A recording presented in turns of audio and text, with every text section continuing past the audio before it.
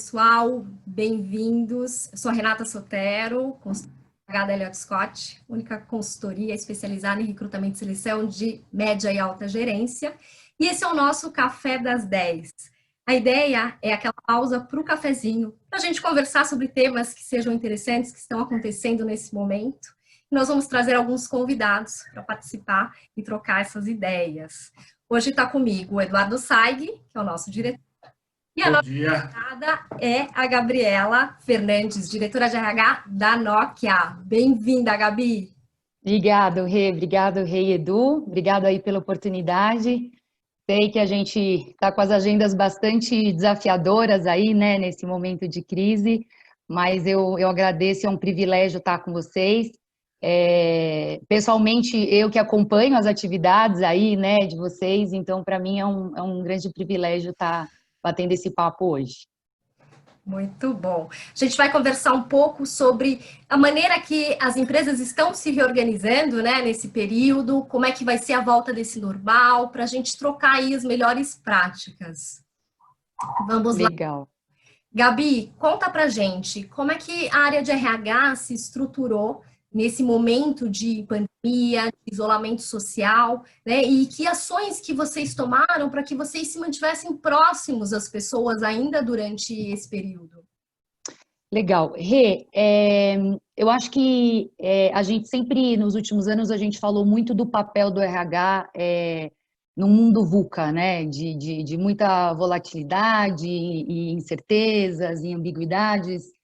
E eu acho que realmente essa crise mundial, né, essa crise sanitária, econômica e financeira acabou tomando uma proporção muito maior, né, do que a gente imaginou. E, de fato, embora o RH já fosse tecnicamente preparado, né, para suportar situações como essa, realmente foi desafiador e tem sido, né, desafiador. Falando um pouco da Nokia, né, que tipo de ações a gente teve o cuidado e priorizou dentro de uma estrutura aí não só de Brasil, mas da própria América Latina. Eu acho que um ponto foi a questão de comunicação. A gente sempre atuou, né? Eu estou na Nokia há 1 ano e esse sempre foi um ponto muito importante para nós, manter essa comunicação próxima, frequente, pessoal, realmente com que as pessoas se sentissem importantes, né, diante né, dessa enxurrada de notícias que eles estão recebendo todos os dias, né, seja pela televisão, seja pela internet, seja pelos colegas, né, de outras companhias, seja pela legislação, pelo governo. Então, assim, algo que a gente só reforçou foi a questão da comunicação. Então, todos os dias, se eu não te disser todos os dias, eu vou te falar pelo menos 2 vezes na semana, a gente tem trabalhado com essa comunicação próxima, desde o início do isolamento social, a gente está falando aí de 3 meses atrás, né? A gente entrou em home office aí desde 16 de março, comunicamos no dia 13, entramos no dia 16, até atividades frequentes semanais de engajamento, conexão entre os funcionários, formas do funcionário realmente dividir como é que tem sido esse momento aí, né, de homeschooling, de trabalhar de casa, de ter o desafio aí de diferente status de famílias, né, mas trabalhando aí no mesmo ambiente, desde da informação de forma mais transparente ou mais à mão, vamos dizer assim, dos planos de saúde, dos canais que a gente tem de apoio à saúde mental. Então, a gente garantiu que a gente tivesse desde um psicólogo, psiquiatra, nutricionista, orientadores legais, orientadores financeiros, 7 dias na semana, né, dentro de um horário comercial, mas 7 dias na semana, e realmente a questão de saúde, 24 horas, perguntas, né, 0800 a todo momento aí que o funcionário pudesse acessar. Perdão, não só o funcionário, como os familiares, né. Realmente, para garantir, eu falo que é a base da pirâmide, assim, né, quando a gente fala de motivação e engajamento, a gente tem que começar falando da base da pirâmide, que é para os funcionários, de fato, se sentirem seguros e a gente neutralizar um pouco esse mal-estar, essa angústia, essa ansiedade que certamente todos nós vivemos aí em algum momento, né, nessas últimas semanas. Além disso, acho que a gente tentou promover ações específicas e singulares para determinados grupos, né? Então, treinamento para os line managers em momentos de crise. Então, como os line managers podem apoiar nesse momento de crise. Então, isso também foi uma das ações que a gente garantiu aí durante esses 90 dias. Rotinas de legislação, de hora extra, de mudanças na legislação, a gente tentou trazer esse tipo de conhecimento também para os line managers, porque muitas vezes não é o RH, né, que é acessado com essas perguntas, mas o próprio line manager. Uhum. E eu acho que, por último, né, o que a gente tem trabalhado nos últimos dias é, de fato, um plano, né, bastante cauteloso para o retorno aos escritórios. A Nokia ainda não tem uma data específica em nenhum país da América Latina, justamente porque depende, né, de regulamentações aí governamentais, mas a gente realmente já tem uma estrutura com uma equipe multidisciplinar, né, desde questões de higienização, desde questões de facilities, né, de real estates, dessa distância, o qual os órgãos aí de saúde recomendam, até uma volta gradual. Então, assim como algumas empresas, a gente também já definiu que isso vai acontecer. Só para vocês terem ideia, na Nokia hoje, no Brasil, especificadamente, a gente está falando de 1.600 funcionários, Rio, Curitiba e São Paulo, né, além dos funcionários aí em projetos específicos, em clientes aí da área de tecnologia, e a gente vai fazer isso entre um período de 8 semanas. Né? Então, realmente, é de pouco em pouco para garantir essa segurança. E no final do dia, é algo que a gente discutiu bastante numa equipe de liderança, não só no Brasil, mas na América Latina, é que ainda que os órgãos, né, governamentais permitam esse retorno, a gente sabe que as pessoas ainda vão ter uma certa preocupação e uma certa insegurança. Né? Tem gente que tem filho pequeno, tem gente que eventualmente mora com os pais, né? Eventualmente tem um companheiro, uma companheira do grupo de risco. Então, a gente entende que isso vai ser necessário, né? Essa flexibilidade vai ser necessária. E ela vai bem de encontro com o que eu te falei agora no início, da gente tentar personalizar um pouco qualquer tipo de apoio que a gente esteja oferecendo nesse momento. Muito bom. Excelente. Gabi, e qual foi a situação mais desafiadora que você viveu durante esse período, né? E como é que você vê o RH, né? Qual é o papel do RH nesse novo normal, né? Você já comentou um pouco com a gente sobre algumas medidas para esse retorno, fases, mas qual que você acha que vai ser o papel do RH nesse novo normal? Legal, Rê.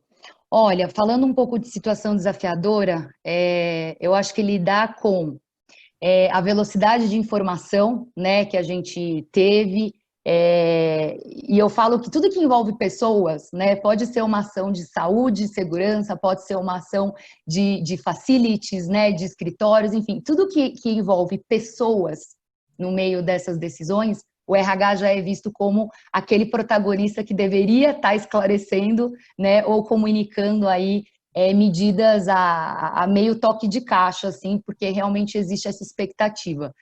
E tirando esses desafios, né, da gente se atualizar e tomar medidas de forma muito mais rápida e influenciar a liderança, como, né, os stakeholders aí para tomar essas decisões junto com a gente, existe um desafio que eu acho que ele é incomparável, né, em termos de desafiador e de complexo e de difícil, se não, acho que talvez eu possa falar doloroso, né, que é realmente se a gente chega a perder, né, ao ponto de perder um funcionário da nossa organização por causa, né, dessa enfermidade aí que gerou toda essa crise.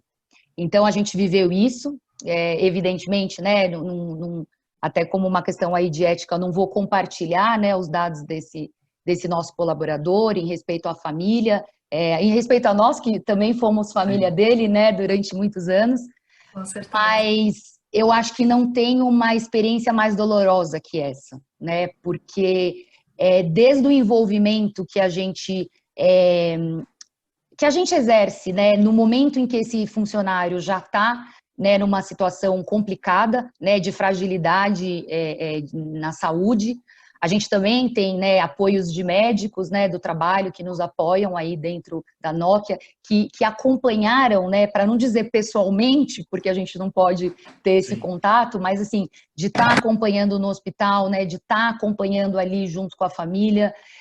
Então, desde esse papel que a gente exerceu no momento do diagnóstico, né, até, infelizmente, a evolução que ele não teve, até os trâmites administrativos, né, que todos nós já vivemos em algum momento, e aí toda a mobilização que se gera na organização de forma geral, né, dos funcionários que já trabalharam, né, com o nosso colega, no nosso caso específico era um colega que estava há 15 anos na Nokia, então você imagina, né, o impacto que isso foi.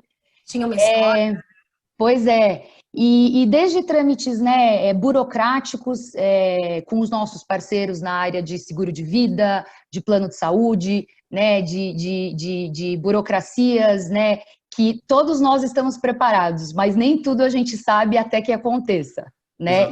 E nesse momento, por mais que a gente fosse envolvido em questões de plano de saúde ou de seguro de vida, nunca ninguém viveu uma enfermidade como essa, né? Como a gente falou no início. Então, realmente, a gente foi descobrindo.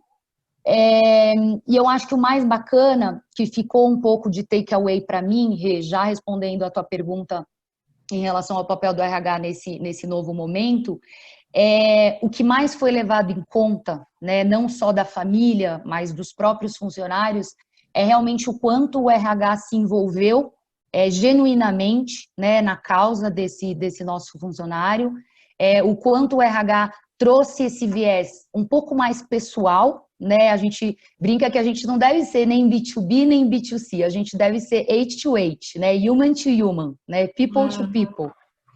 E isso é algo que talvez a gente não possa perder, né? A gente sabe que tem se discutido muito e tem evoluído muito nos últimos anos o papel estratégico do RH. A gente sabe o quanto isso é importante até para mostrar o nosso valor agregado para o negócio. A gente tem que seguir falando de estratégia, a gente tem que seguir falando de business acumen, mas eu acho que a verdadeira visão de cliente, né, se a gente pode falar assim, puxa, o RH ele realmente precisa ser mais customer cêntrico, né? Ele precisa colocar ali o nosso cliente interno no centro. A gente não perder esse viés mais humano, né, mais pessoal, diante dos nossos colaboradores e dos nossos líderes. E pessoalmente falando, né, estou dividindo com vocês uma situação realmente de 3 semanas atrás, em que todos os feedbacks, né, desde a presidência até, né, um estagiário, né, que acompanhou, que está iniciando aí na nossa companhia, realmente se surpreenderam com a forma, o quanto a gente ficou próximo nessa situação. Acho que apesar de notícias tristes, a gente tem que divulgar isso publicamente, né, na companhia, até para as pessoas entenderem o nosso respeito e a nossa dor. Então, foi feito isso também em um town hall, a gente dividiu um pouco essa situação e todo o apoio que a gente estava dando nessa fase, né, posterior para a família. E eu acho que, para fechar, Rê, a mensagem que eu acho que fica para mim do RH nesse novo recomeço, né, nesse novo mundo aí que a gente fala, eu acho que é um pouco isso, assim, a crise, né, nos gerou, apesar de uma crise desse momento de incerteza, ela nos gerou uma coisa muito bacana, que é a liberdade, né? Eu pensei um pouco ontem nisso. E eu acho que nos gerou a liberdade de realmente entender o que está acontecendo na nossa organização, né, de forma específica, de forma singular, né, de forma genuína. Nunca se trocou tanta figurinha, né, nos RHs quanto hoje em dia. Eu participo de vários grupos de RH e as pessoas que convivem comigo nesses grupos, elas vão saber o que eu estou dizendo. A gente nunca trocou tanta informação, e isso é muito legal. Mas eu acho que ações específicas, apoio específico, a sua figura como líder de RH, ou o exemplo que você tem que dar para a sua equipe dentro do RH, que é realmente estar próximo, né, das pessoas, genuinamente falando, é o melhor papel que a gente pode exercer daqui para frente, seguindo, né, nos mesmos padrões de se adaptar com a velocidade das informações, seguir com o padrão de continuar sendo coaching e mentor dos nossos line managers, porque eles precisam também né, ter esse insight, ter essa leitura de ambiente, né, de como que as coisas estão evoluindo na área deles. Mas se a gente, como RH, também não mostrar, né, um pouco dessa empatia, a gente acaba não fazendo a real satisfatoriedade da expectativa que o nosso cliente tem nesse momento de dificuldade, né? Então é isso. Espero que tenha inspirado aí alguns colegas nossos de RH. E Rei, Edu, quem quiser também saber um pouco mais em detalhes, a gente faz questão aí de trocar mais figurinhas. Excelente, Gabi. Muito bom, Gabi. Obrigado, viu? Pelo teu tempo, por trocar essa experiência, né? Bastante desafiadora com a gente, são os aprendizados que ficam, né? Bom, gente, esse foi o nosso Café das 10. Se vocês quiserem conversar sobre mais alguns outros assuntos que sejam do interesse, escrevam para a gente e a gente continua na próxima semana. Gente, obrigada. Pausa. Tchau, tchau. Tchau, tchau. Gente. Obrigado.